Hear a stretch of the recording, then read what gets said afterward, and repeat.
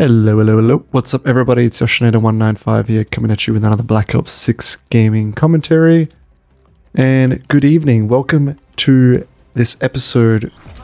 I'm recording this in evening time period. I'm just reflecting back on these initial impressions from Season 2, which has arrived in Black Ops 6. And these are kind of the very first games that I've had on these new maps. And I just came from my most difficult map of the high-rise. What was it? Oh my god, my apologies, I've completely forgotten the game. It's the high-rise building, looks like... Oh, Bounty. Bounty is what it's called. And now we're on Dealership. And so, I did not have a good time on Bounty. And so I was kind of like, okay, please let that be the hardest map. Maybe that's, you know, the worst is over. Then I come to Dealership, and it is a little bit better, but man, oh man, the lobby that I had, it was just struggle town. And you can kind of see here, I switched it up. I was trying to, you know, I leveled up the Krieg, so I was like, okay, let's, you know, I whacked on double weapon XP, and I didn't realize, I was like, well, hold on, I need an actual weapon to level up. It's just going to waste if the Krieg's already leveled up. So, Compact was, I think it's closing or nearing completion, so I was like, hey, I think it's okay from memory, let's try it out. And we'll see how we go while we're playing with this new map. So it's all kind of like playing with a new gun, new map. It's a bit of a challenge, a bit of difficulty. And, you know, this gun in particular, I haven't, you know, unlocked everything, but the recoil is just nuts. I was struggling hard, and you'll see a couple times I just could not get my aim exactly right. And even in the, you know, the game mode itself with the objectives, I thought I was, you know, again, still finding some sort of average rhythm. Like, I'd go maybe 2 kills or 1 kill, and then I'd die. Just, you know, trading buckets basically. And it's like, it's not what I want to do, you know, in Call of Duty in this game. I want to get like a bit of a streak going, and I don't feel like I was making much traction either way. And every time, I don't know if it was the lobby that I had, just super difficult, super sweaty. And I also want to like ask if they did turn off the rank-based matchmaking or skill-based matchmaking, because there was something on Reddit that someone posted, like, if you could turn off the filter to actually match you with players, and instead you'll just get like a random group.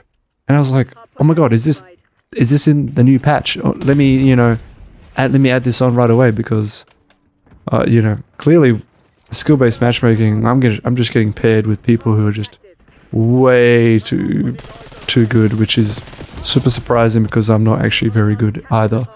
And it's just, I don't know, I just cannot handle those lobbies sometimes. And I either put it down to my own skills, which is very true, and there's my crazy recoil, you can kind of see.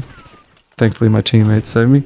Or I put it down to the players that I'm versing, which are, you know, around my skill level, and it makes it, as much as I can feel like it's meant to be a system to make it fair, it makes it very difficult, very frustrating for me to even like attempt to grow or have a good game, because they're so close in, you know, that skill level to me that it's hard.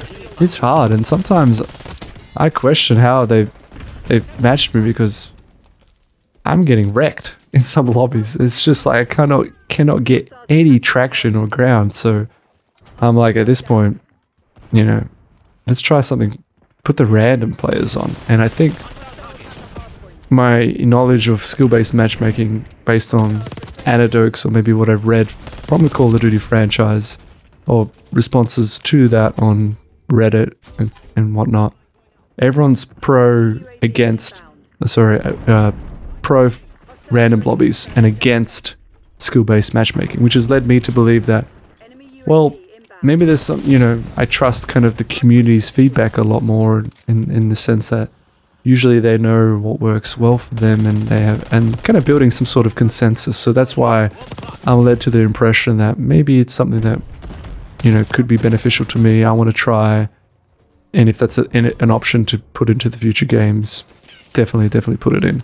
But if there's anyone that can actually explain it maybe a little bit more in terms of why it's actually useful or beneficial and maybe easier for the average player, apart from what I've just said, I think that's the logic, the reasoning about, you know, it's super competitive and super hard when you're actually versing players that are so close to your skill level versus just, you know, random lobby, which have like that tail end of you either get your really good players and then you get the noobs and then you get some average players and just a healthy maybe bunch, a mixture of these different players from different skill levels, which can kind of make it not too hard and not too easy and just somewhere right in the middle, which is basically the Goldilocks theory, I guess, which is kind of how you want it to be. Because if it's too hard, it'll be too frustrating, and if it's too easy, it'll be too boring. You don't want to play this game. So somewhere in the middle, and I think turning off skill-based matchmaking could actually work. And you can see me here changing the gun. I was just double checking that. Have I actually got everything that I can do right now to reduce the recoil? And it looks like, well, I actually have done everything correct. Because man, oh man, just could not get this gun to be, you know, under my control as much as I want to. And I don't know what to say. And, you know, looking at the tightness of the scores, I think we were, you know, kind of neck and neck for a little bit, and now they're starting to take off. And I'm struggling, you know, and look at this recoil. Oh my god.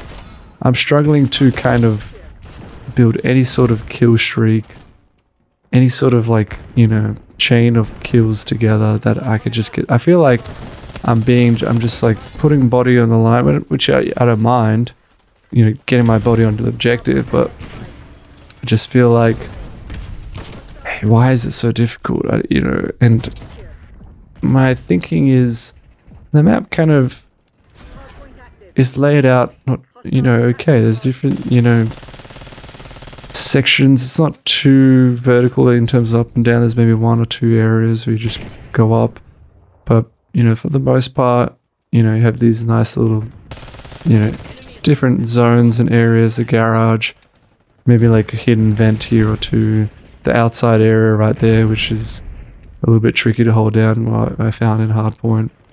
And god, it kind of reminds me of another old map.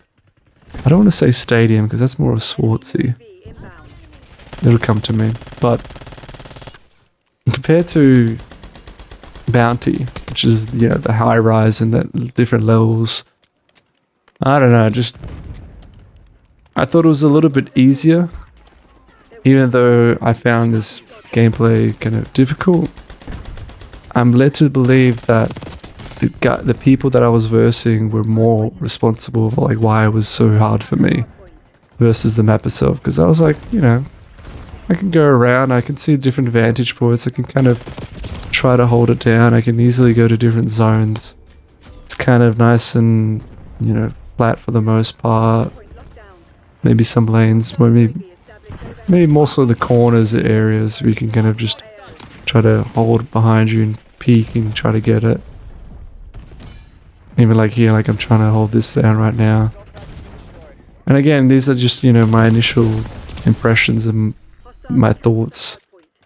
You know, trying to, you know, even just like watching it right now. I played this last night and trying to, you know, assess what actually works in this map. So I am still figuring it out to an extent.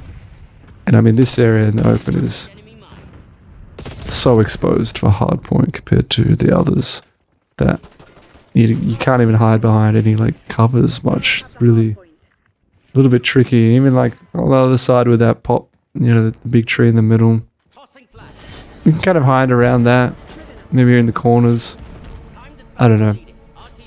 You can see here we kind of just faded away. It was just not, unfortunately, not a very good time. And I think we were in it for the first half, but I don't know, when the team sort of like just gives up and you're just not going for it, just it all fall apart sadly. But I'm curious. Yes, this was going to maybe just like a 5 out of 10. It gives you a pass.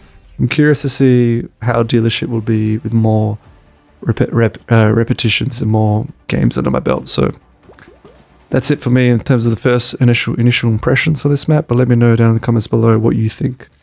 I would love to know. And I'll catch you in the next one. All right. Peace.